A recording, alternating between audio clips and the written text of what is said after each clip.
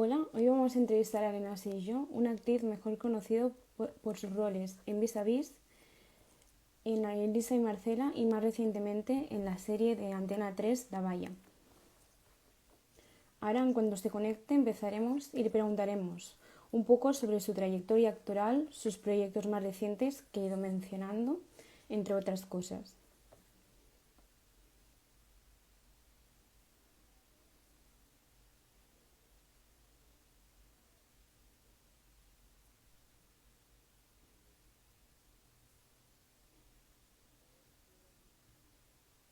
Acabo de mandar la invitación, a ver si la recibe.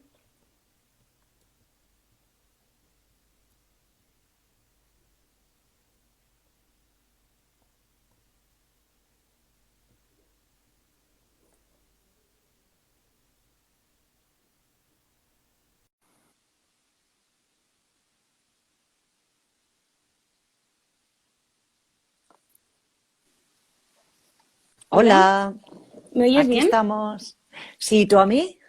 Sí, ¿cómo estás? ¿Sí? ¿Se oye bien? Bien. Sí, Buenas tardes, ¿qué tal? Aquí estamos. bien, guay. Si quieres, empezamos la entrevista. Sí, cuando quieras. ¿Sí? Yo estoy ya Vale. aquí esperando tus preguntas. Vale, pues mi primera pregunta es saber cómo empezó todo y si siempre te había traído esta rama artística o por lo del contrario habías estudiado otra cosa. No, yo desde muy bien pequeñita, ya empecé a hacer teatro. Esto ya, como bueno, como mucha gente en el colegio, ya empecé a hacer cositas. Y tan pronto pude, con 14 años, entré en un grupo de teatro en el instituto y con ese grupo, al acabar, mientras hacía la carrera, ya montamos una empresa. De aquellas no era una empresa profesional, era una empresa aficionada. Nos llamábamos Agrupación Teatral Juvenil Independiente Sarabela. Y así estuvimos mientras hacíamos la carrera y otras cosas, muchos años, ya actuando en circuitos diferentes, pero una vez llegados los años 90, pues decidimos hacer una SL y desde esas estamos. O sea que este año estamos celebrando nuestro 40 aniversario y bueno, como profesionales SL llevamos desde el 90, serían 30, pero como aficionados ya otros 10. Entonces estamos celebrando nuestro 40 aniversario.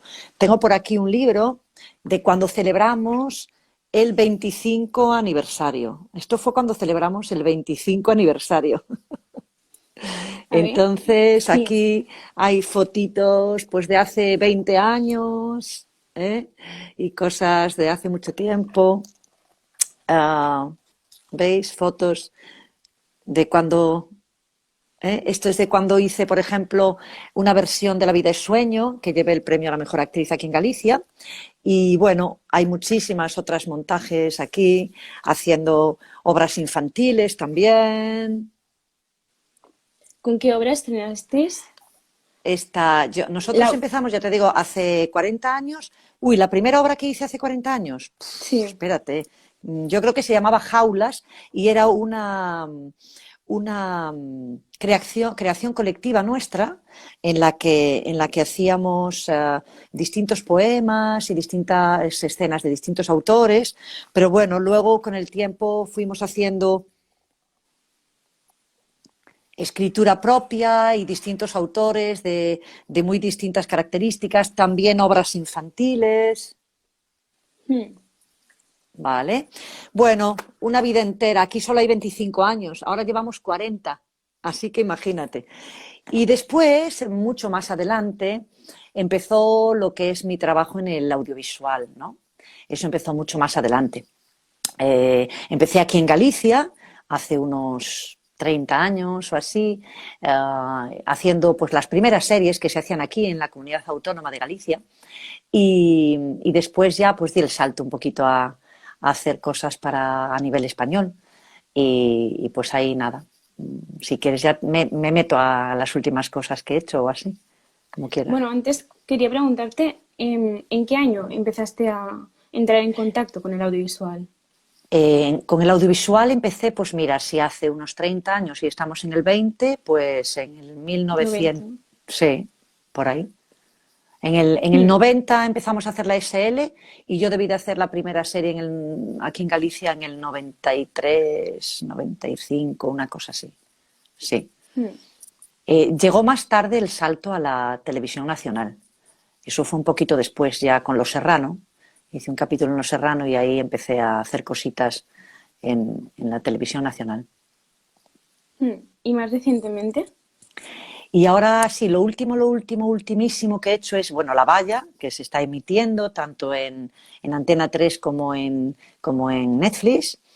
Y también A3 Player Premium también, no me quiero olvidar. Y antes de eso, pues he hecho una serie que se llama El Accidente, que estuvo aquí en Telecinco y luego está en Prime Videos, me parece. Y antes de eso, pues la segunda temporada de Vis a Vis. Esas son así, hace los últimos 4 o 5 años lo que he hecho. Mm. ¿Y ha habido algún papel en concreto del que te haya costado despegarte una vez hayas terminado el proyecto No. y lo hayas interiorizado tanto? No, no, no, no.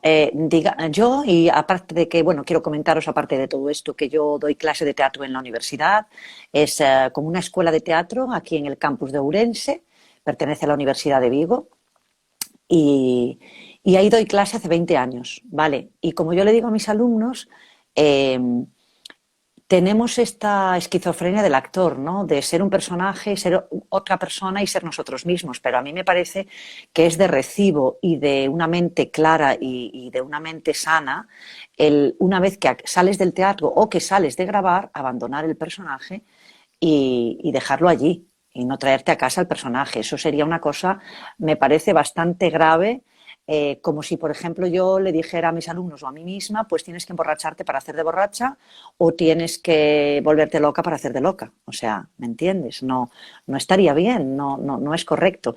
Otra cosa es que tú buscas dentro de ti para darle a los personajes, pues qué cosas puedes darle o qué cosas cercanas tienes para poderle ofrecer a ese personaje, ¿no? O para enriquecerlo, ¿no? Porque te vienen dadas sus circunstancias, te vienen dadas sus características emocionales, físicas, pero tú tienes que llenarlo, ¿no? Es como siempre nos gusta decir aquí en mi compañía de teatro que los personajes vienen como en esqueleto y tú los tienes que llenar de sangre, de vísceras, de músculos, ¿no? Y ahí es donde realmente los vas creando, pero los vas creando, no te los creas, no te los crees, ¿no? Los vas creando y los integras en ti misma, pero no te conviertes en ellos.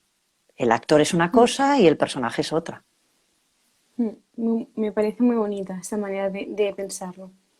Y como has comentado, como que no se le da tanto esta perspectiva, ¿no? Desde la actuación.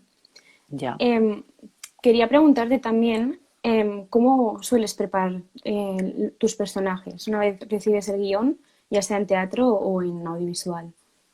Pues mira, lo primero es empaparte bien del texto. Yo creo que lo primero que hay que hacer cuando te vas a enfrentar a un personaje es leerte la obra de arriba abajo, leerte los guiones de arriba abajo, saber cuál es la atmósfera completa de todo lo que vas a hacer, cómo empieza y cómo acaba. O sea, no puedes estar viendo solo tu parte, ¿me entiendes? Ni solo la parte con el personaje con el que te relacionas. No, me parece que primero hay que tener una visión de conjunto, un trabajo de mesa profundo si es un autor teatral, investigar sobre el autor, sobre el contexto, sobre cómo escribe, estudios que haya sobre él. Yo empiezo por ahí, ¿no? Soy una persona como que siempre ataco me gusta mucho leer, investigar y entonces ataco por ahí. Esto no dura mucho tiempo, enseguida me pongo a ver el personaje y a analizar dentro del texto, sea audiovisual o de teatro, aquellas circunstancias dadas del personaje, aquellas motivaciones que le mueven, aquellos virtudes, defectos o relaciones que tiene con los otros personajes, qué es lo que le mueve, qué urgencias tiene, eh, digamos, cómo incluso me invento a veces cosas que no están en el guión, me pregunto muchas cosas, me hago muchas preguntas, ¿no? Me digo, aunque el guión vaya de una cosa, yo digo, ¿y qué haría este personaje si le pasara esto otro?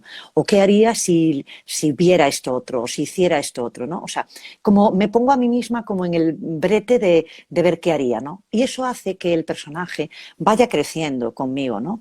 Porque muchas veces cuando haces pequeñas secuencias o pequeños textos de un personaje, si no lo tienes armado y bien cargado de toda su personalidad, tanto de sus características físicas como emocionales, como psicológicas, pues yo creo que está como un poco vacío. Entonces se ve también esto que decimos a veces, o sobreactuado, o un poco pasado, o que se queda de corto.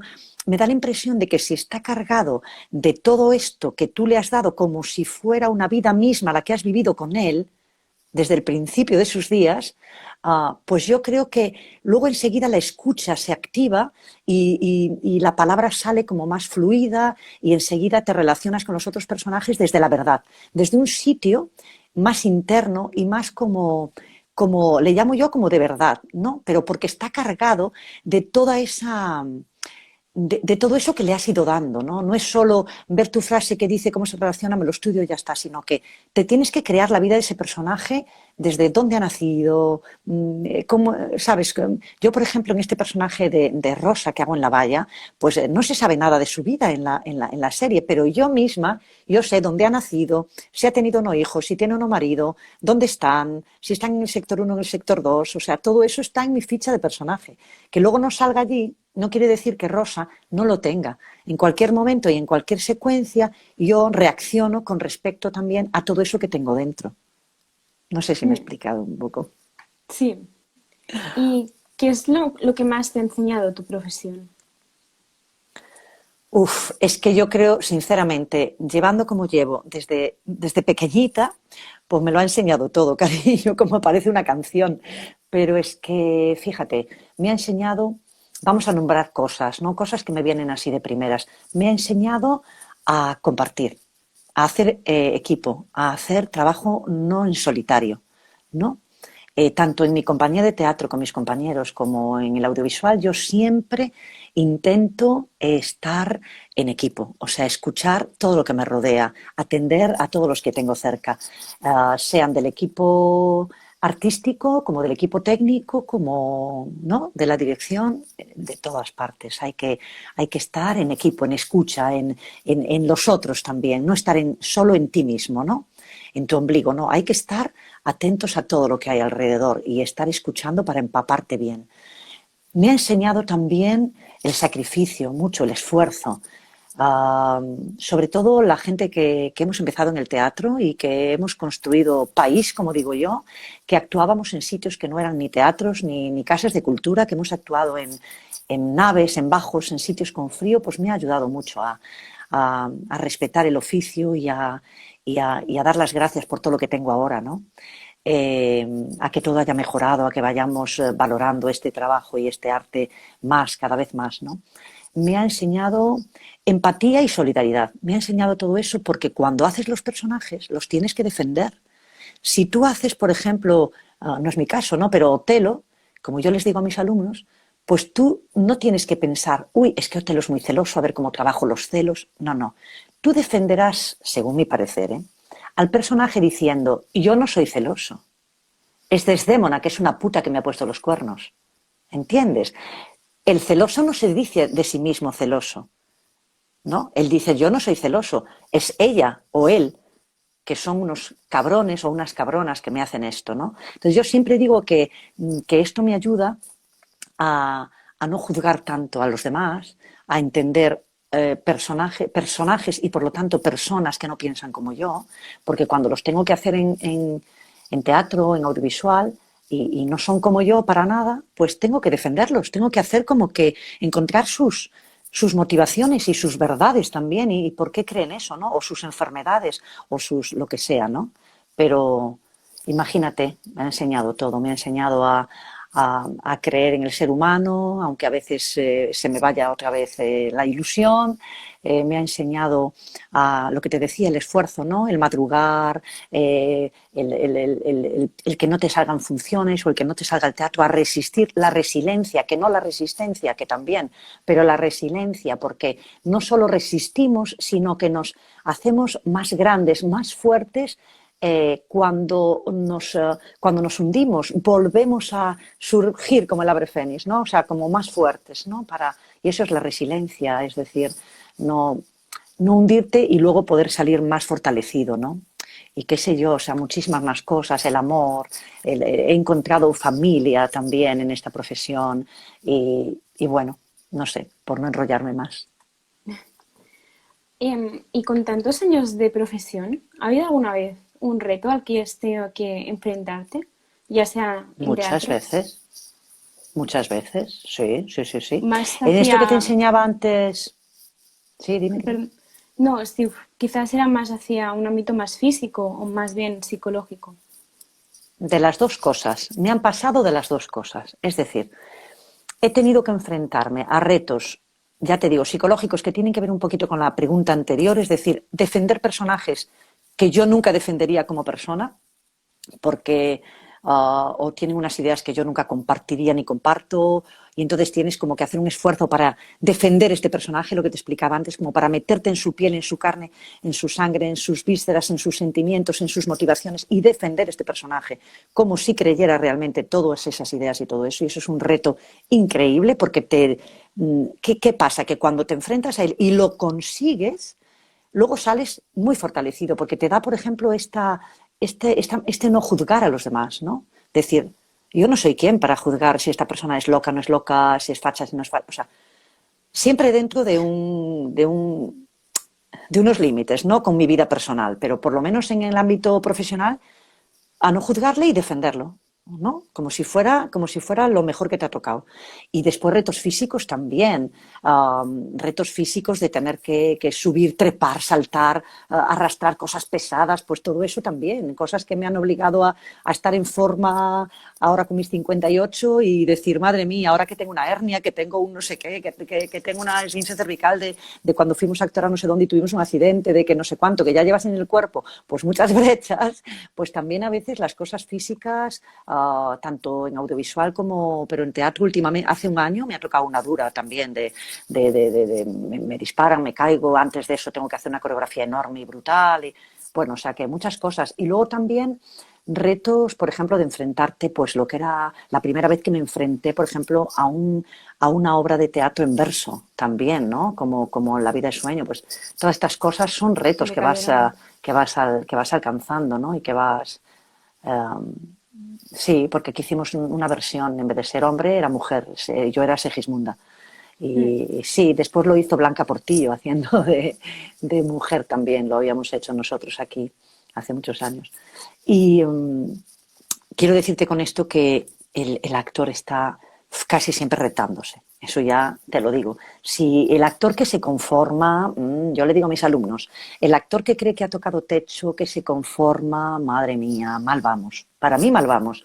Porque yo te digo, me he metido en la escuela de música, me he metido a hacer artes marciales, me he metido a saber montar a caballo, me he metido a todo lo que... Es que si el teatro es la vida, ¿cómo vas a aprender una vida en tu vida? Necesitamos muchas vidas para aprenderlo todo, porque si el teatro es la vida, ¿cómo se va a aprender? No se puede aprender todo nunca, ¿me Mm. entiendes? Entonces siempre Sí. estamos retándonos, aunque luego haya cosas más difíciles y cosas más fáciles a la hora de enfrentar los personajes, pero no es bueno, no es bueno ser conformista. Y un poco a raíz de lo que decías, quería preguntarte en concreto por uno de tus personajes, Susana. Has comentado un poco, ¿no? A veces el tener que defender ciertos personajes con los que tú, en este caso no hablamos tanto de ideologías, sino de una posición, ¿no? Entonces, quería preguntarte en concreto el personaje de Susana, cómo fue la preparación, desarrollarlo en esta segunda temporada, en el año 2016. Vale, pues en Vis a Vis la segunda temporada me tocó hacer de Susana, como bien dices. Y entonces era un personaje que estaba como en un límite, no diríamos borderline, pero sí en un límite de mental muy peligroso, ¿no? Es decir, había que enfocarlo y había que trabajarlo, y así lo hicimos con dirección, pues desde un punto que no se nos fuera, porque si te pasabas un poco ya se iba a ir el personaje, ¿no? Y no queríamos tampoco hacer un personaje... digamos, tópico en el sentido de personaje deficiente o con alguna deficiencia, o no queríamos hacer un personaje que se nos fuera a la locura así ya de la primera vez que la ves y dices que loca está, sino que podría ser un personaje como empezaba Susana, como muy tímido, muy metido para adentro, ¿no? Y que luego se fuera viendo realmente cuáles eran las causas que le ocupaban, ¿no? Y que le preocupaban. Es decir, en este caso a Susana, lo que estaba era una mujer no con muchas luces, digamos, por decirlo de alguna manera suave, pero que estaba muy machacada por su marido, muy subyugada a su marido, ¿no? Y entonces, digamos que solo veía la vida a través de los ojos de su marido, ¿no? Y entonces se crea a pies juntillas todo lo que el marido le propone, después de pasar por este trauma de no tener una hija y de morirse su hija y de todo esto. Y entonces, digamos que ella vive en un mundo como paralelo, ¿no? Donde lo que hace no está mal, sino que lo hace para conseguir dinero para tener otro hijo, ¿no? ¿Me entiendes? Y entonces está en un límite muy, muy, muy delicado. Entonces, ¿qué hice yo? Pues lo primero, pensar si en mi ambiente, en mi entorno, yo conocía a alguien que pudiera tener estas características. Una vez pensado eso y encontrado o no encontrado, porque nunca encuentras el personaje exacto, pues es como que luego te lo traes y dices, bueno, pero como no es tan así, ni tampoco tan asá, ni tampoco tan tal, entonces tú empiezas a decirle, ¿qué le puedo dar yo? Y entonces, ¿qué le puedo dar yo? Pues le puedo dar esta manera de hablar, le puedo dar esta manera de mirar, le puedo dar este miedo o cuando no tiene miedo, le puedo dar esta valentía de hacer esto, o cuando no tiene esto, le puedo dar, por ejemplo, yo veía a Susana, o la veíamos, como un personaje también que siempre necesitaba seguir a alguien, estar detrás de alguien, estar siempre como en segundo plano, ¿no? Y entonces que siempre haya alguien que lleve la voz cantante delante de ella y ella seguir, ¿no? Entonces eso, por ejemplo, me ayudó también a trazar físicamente el personaje, ¿no? Que fuera como un poquito una ardillita que va detrás de algo o un gatito que va detrás de la pelotita, ¿no? Entonces esta manera de caminar pequeñito que tenía Susana.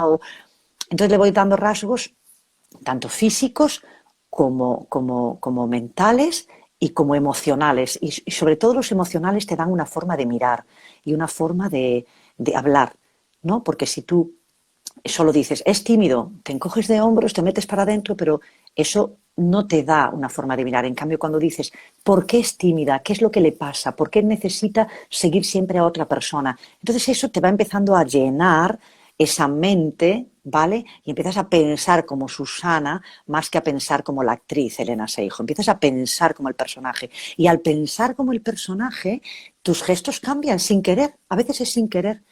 Es muy bonito cuando, yo se lo digo a los alumnos, cuando empiezan a meterse en el personaje y de repente se transforman y dices, ahora está, ahora ya no pareces tú, porque hacen cosas que, no que como personas nunca hacen gestos que ves que no son de ellos y cosas que empiezan a salir y que dices, pues yo nunca me pongo así, ni nunca miro así, ni nunca hago así, ni nunca hablo así, pero es que te De salen manera porque ya no eres inconsciente.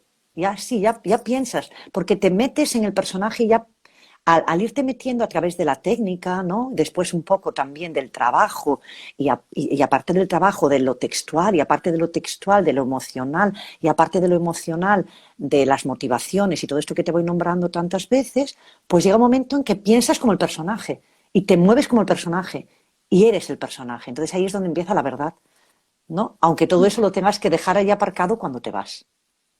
Mm. ¿Eh? Sergi Belbel decía que bendita esquizofrenia del actor, ¿no? Que somos capaces de ser un personaje y luego ser nosotros mismos y abandonarlo, ¿no? Si no estaríamos enfermos. Y más recientemente, en La Valla, sé que es muy reciente tu personaje, ¿Sí? pero ¿qué nos puedes contar Pues mira, lo de que te él? decía antes un poco, ¿no? Rosa, yo cuando leo los guiones, no tengo la historia desde que nace Rosa, pero me la tengo que hacer. Me tengo que hacer a base de lo que tengo, me tengo que inventar cómo ha llegado a trabajar en esa casa, si tiene o no marido, si tiene hijos o no, si viven en un sitio o no, si realmente ella no tiene a nadie, entonces por eso está tan arraigada en esa casa. Yo me tengo que crear una vida de este personaje, ¿no? Y después empiezo a ver las motivaciones, por qué es tan fiel a la señora, será porque lleva mucho tiempo, ha criado a los niños, no los ha criado. Y una vez que te metes en todo eso, pues lo que te decía, o sea, ya eres Rosa. Y entonces Rosa, pues Rosa yo la he trazado como un personaje que tiene muy, eh, una conciencia muy clara de lo que es servir, ¿no? Es decir, donde no te puedes pasar al otro lado, no te puedes pasar al otro lado, por mucho que quieras a los niños, a la señora, no te puedes pasar al otro lado en este sector uno. Y también Rosa le he trazado como un personaje, o la hemos trazado desde dirección, como un personaje eh, que tiene una fidelidad absoluta y que es capaz de perdonar como un amor incondicional, como las madres a los hijos, que da igual que roben o que maten, tú siempre, tu hijo es tu hijo y te podrás llorar y maldecir, pero es tu hijo y aquí en el fondo dentro les quieres.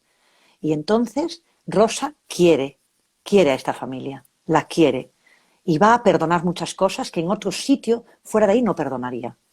¿Vale? Y Mm. entonces, digamos que está trazado Rosa desde un punto de vista, por eso tiene unos movimientos como muy pequeños y como unos movimientos muy asertivos y unas miradas. Eso sí, es una persona súper atenta, que tiene controlado todo lo que le rodea, para bien o para mal. ¿Vale? Controla todo lo que le rodea, lo aúna todo. Ella sabe todo lo que pasa. Lo que pasa es que lo lleva a su manera.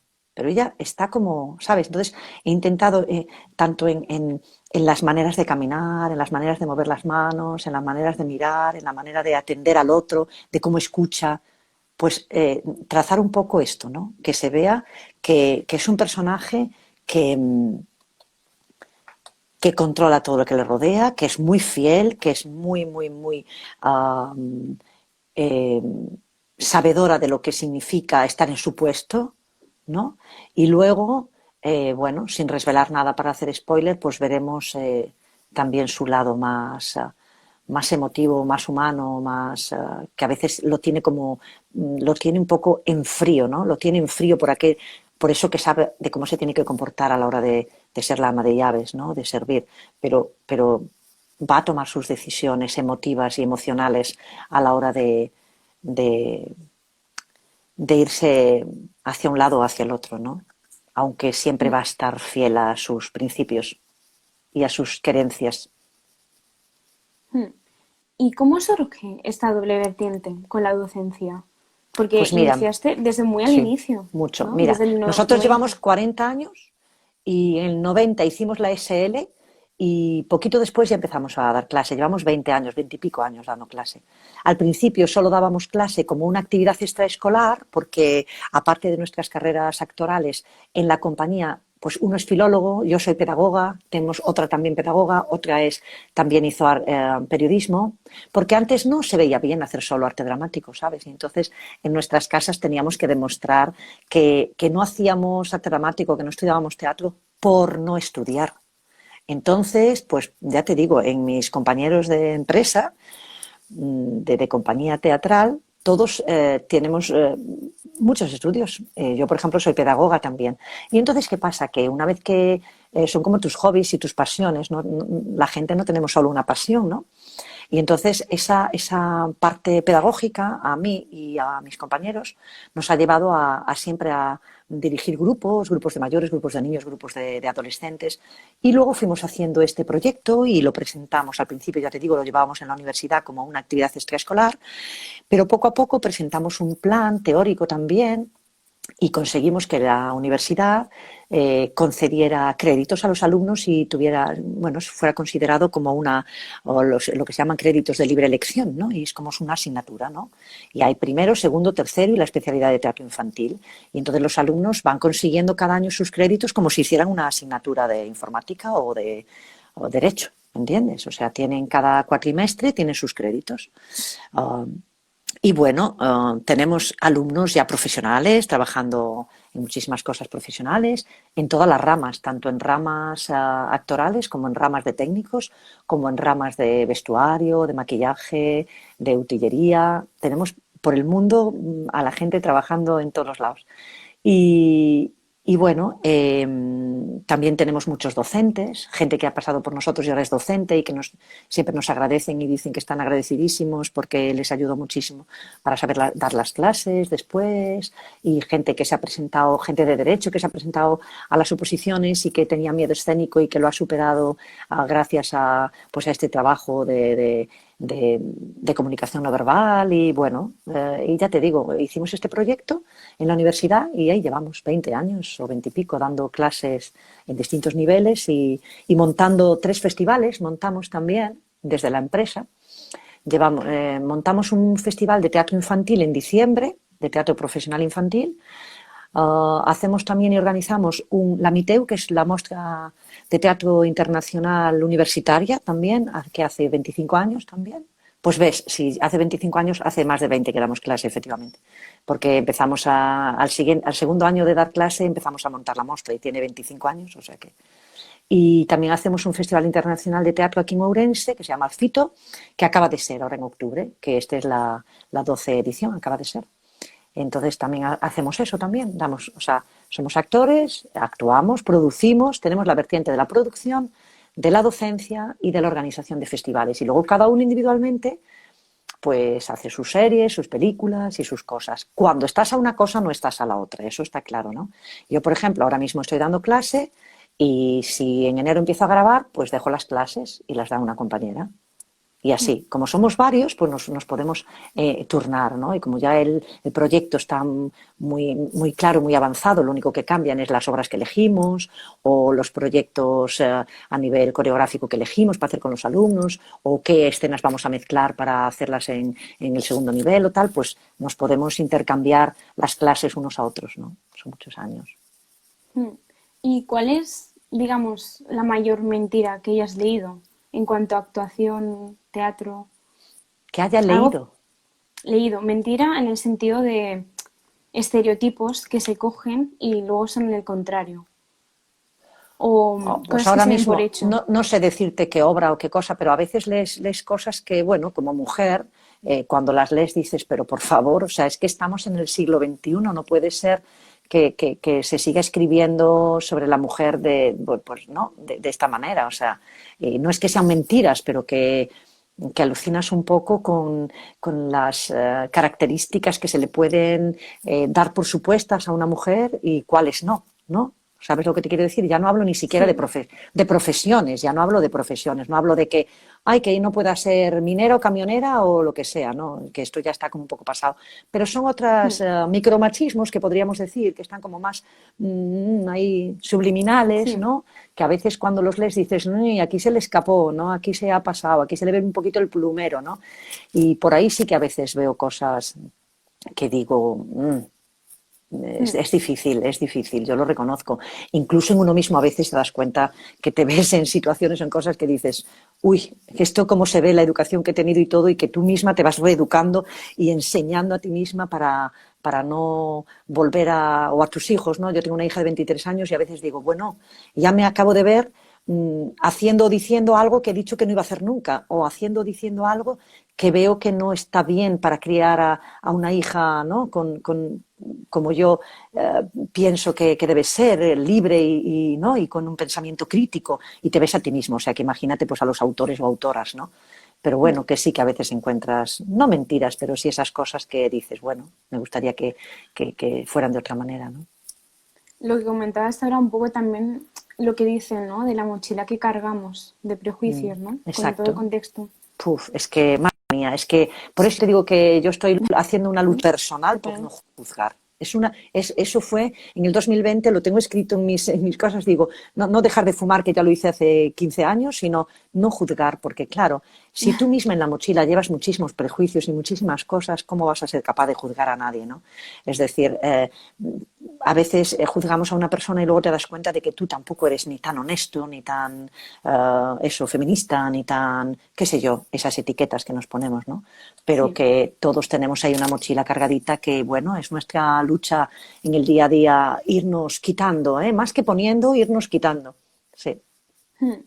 Para terminar, me gustaría plantearte que nos dijeras alguna pregunta que te hubieran gustado que te hicieran, ya sea en esta entrevista o en cualquier otra, y cómo responderías. en cualquier ámbito. Uf, no sé. Es un poco rebuscado. Sí, no sé. Yo, por ejemplo, mira, ahora mismo se me viene a la cabeza una cosa que nunca me han preguntado y que ahora mismo, es que me acaba de venir a la cabeza, ¿eh? Mm. Y digo yo, cuando yo era jovencita, hablando del feminismo y hablando de los clichés, yo siempre he tenido una voz grave, una voz muy contundente, un físico también potente, ¿no? Vale. Pues cuando yo era jovencita no podía hacer Desdémona o Julieta porque tenía una voz muy grave o porque tenía un físico que se daba a mayor, ¿vale? Y entonces, por ejemplo, siempre me he planteado, digo, vale, uh, ¿por qué existen estas cosas? Veía yo el otro día en, ¿dónde fue? En la televisión ayer o antes de ayer. ¿Dónde lo estaba viendo esto? Que hay un equipo, como una compañía de danza que acoge, Dios, ¿dónde fue esto? Que acoge a bailarines que no han querido en otros sitios y lo único que le hacen es una prueba para ver si son buenos bailarines, si tienen algo dentro que dar. Y da igual que sean altos, bajos, gorditos, flacos, con cara guapa, sin cara guapa, con no sé qué, ¿no? Y había allí chicas que hablaban y chicos que decían, es que claro, cuando hemos entrado aquí nos han cogido, era el sueño de nuestra vida que pensamos que nunca íbamos a cumplir. Y entonces esto, por ejemplo, es una cosa de la que se habla poco, me parece, ¿no?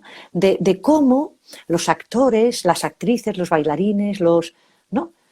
Sufren a veces este tipo de cosas. Yo no es que las sufriera, porque, bueno, yo enseguida montamos mi empresa, nuestra compañía como socios y nos fuimos haciendo nuestro propio trabajo y no dependía tanto de si me cogían, si me llamaban, ¿sabes? Y entonces eso te daba mucha libertad. Pero sí es verdad que incluso en la propia compañía, pues hacías aquello, era como un poco clichés también, ¿no? Y veo que sigue existiendo, ¿no? Porque no puede ser una Julieta muy alta o muy gorda o mayor, porque el caso es lo que ocurre en las obras. Por eso a mí me gustan mucho a veces las adaptaciones, tanto sea de los clásicos como de cualquier autor, respetando muchísimo a los autores, que los respeto. Me gustan mucho las adaptaciones que transgreden estas cosas, ¿no? ¿Sabes? Que se permiten, como hicimos nosotros, por ejemplo, hacerme de Segismundo Segismunda. ¿Por qué no? Tú puedes encerrar a una mujer que va a ser reina, que va a ser en un sitio y se puede enamorar de la primera mujer que llega igual. ¿Entiendes? Mm. Porque no conoce otra cosa. Lo que tiene es una pulsión sexual enorme y a la primera persona que viene que es que se la come como si fuera un hombre o una mujer, que es lo que hace Segismundo, ¿no? Y entonces le cambiamos el de género, pero las emociones son las mismas, no pasa nada. O, por ejemplo, trabajar con fuera clichés para decir esto, pues, ¿por qué tiene que ser con una voz más suave, más de un mecanismo más de cabeza, o un tal, pues si tienes un mecanismo de pecho en tu voz tal, que te dejen trabajar de otra manera y probarlo de otra manera, pero es como que en el fondo cuesta muchísimo. Por suerte ahora, poquito a poco, se van haciendo cosas diferentes. Estoy viendo unas series maravillosas en las que se están cambiando los clichés, pero cuidado con los protagonistas y Pues las nunca. protagonistas porque siempre acaban estando, muy raramente se sale uno del cliché de protagonista o protagonista, guapo guapa, rubio rubia, delgado delgada, rara vez. Es decir, se ve, por suerte, se va viendo, pero no es la gran mayoría. Es decir, no está roto todavía esta manera de decir todos tenemos dentro emociones y sentimientos que podemos hacer miles de personajes y no por tener una voz o una cara ¿sabes? ¿Que es verdad que das más para un personaje que para otro? Vale, pero no tiene por qué ser siempre así. Por Dios, está muy bien que se rompa esto, Mm. ¿sabes? Que de vez en Sí, cuando por lo menos se rompa. sí, totalmente de acuerdo. Y lo Eso es, estamos viendo poco a poco, poco pero a yo creo poco. que al Sí, final, aunque sea dentro de muchos poco a años, poco. Sí, pues nada, sí. primero cerrar la entrevista dándote las gracias por concedernos la A entrevista. vosotros, cariño. Luego decirte que ya personalmente ha sido un placer escucharte. De hecho, Gracias. había muchos comentarios que decían que era como una masterclass, ¿no? Que se nota también esta vertiente, ¿no? De docente. Ya. Y la verdad es que se agradece mucho. Nos has dado otra perspectiva, ya sea, y la verdad es que ha sido muy interesante. Bueno, pues Pues nada, os sí, agradezco muchísimo porque a mí me gusta mucho dar clase también. Y esto, pues lo que dices tú, si vale un poquito para que la gente sepa un poquito más allá de lo que se ve, pues bien. Y bueno, sobre todo deciros que los actores somos felices de trabajar bueno, quiero repetir aquí que la cultura es segura y necesaria, muy necesaria, que el cuerpo vive de la alimentación física, de comer alimentos, pero el alma, amiga mía, el alma y la mente vive del arte. Y sin eso es imposible vivir. Eso te lo digo, es imposible vivir. Cuando nuestros gobiernos, se den cuenta de esto, ¿sabes? Porque estamos pasando unos momentos muy difíciles y parece que solo hubiera que cerrar teatros. Cuando yo vengo de actuar todo este fin de semana y voy a actuar el siguiente, es obligatorio lavarse las manos, no se puede uno quitar la mascarilla, allí no se come, no se bebe, no se fuma, no se junta uno con nadie. Es casi imposible contagiarse. ¿Por qué se empeñan en cerrar los teatros o en cerrar, sabes, los sitios culturales que, que, que de verdad que es casi imposible? O sea, es que entras, primero salen los de Paraíso, luego los de primera, los de segunda, los de tal, no se juntan en la puerta. O sea, yo no sé lo que hacen al salir de ahí, pero desde luego dentro es casi imposible contagiarse. Que no te quitas la mascarilla en ningún momento, no puedes hablar, no puedes fumar, no puedes comer, no puedes beber. ¿Qué haces? No hablas con nadie, no hay aerosoles, no hay nada. Y entonces quiero defender eso también, que de verdad, que por favor, ojalá me escucharan muchísimos políticos, de verdad, que pensamos que solo nos alimentamos del cuerpo y es que no es verdad. Sin cultura, sin arte, no hay alimento para el alma, no podemos vivir. Se vio mucho cuando fue el encierro total, ¿no? O sea, es decir, sí. ¿qué hacía la gente? O sea, intentar Consumir. conectarse, intentar consumir películas, museos, lo que fuera, ¿no? Porque es que si no, de verdad, Sí. no, nos volvemos cromañón. Apoyando también lo que dices, un poco más técnico de los brotes, de hecho, ha habido una incidencia de 0,1 en Sí, teatros, sí, de sí, las sí, más bajas. sí, sí, sí, Y sí, también a raíz de lo que comentabas, ¿no? Que necesitamos alimentar el alma, la sí, cultura siempre se pinta, ¿no? Como una base fundamental para la sociedad, ¿no? Y que ahora totalmente, lo estén olvidando los gobiernos, sí, eh, no es justo. no es Esto justo. era una pregunta que hacíamos antes, ya en confinamiento, ¿no? Que ahora parecía que había mejorado, que habían Ya. empezado a abrir y ahora ya han vuelto a encerrarlo. Sí, sí, sí. Pues ojalá se Aún hay escuche algunos abiertos, nosotros por aquí aún tenemos cosas abiertas y tal, pero en sí. Galicia, En Galicia tenemos teatros sí, abiertos todavía, claro, con aquí en muchísimo, Barcelona no. con muy poquito aforo, pero es igual. La gente va al teatro, sale agradecidísima, mandan mensajes de agradecimiento, de seguir ahí en la lucha y yo creo que se puede hacer, ¿sabes? O sea, y grabar y todo, pues con pruebas, con todas las exigencias sanitarias que haya que hacer, pero cerrar, igual que no cierran las fábricas. Si no cierras una fábrica, ¿por qué cierras mi fábrica, que es hacer teatro? Mi fábrica es hacer teatro o hacer audiovisual o lo que sea. Pues no me la puedes cerrar porque yo estoy, aparte de que somos bastante grandes para el PIB de la economía, ¿vale?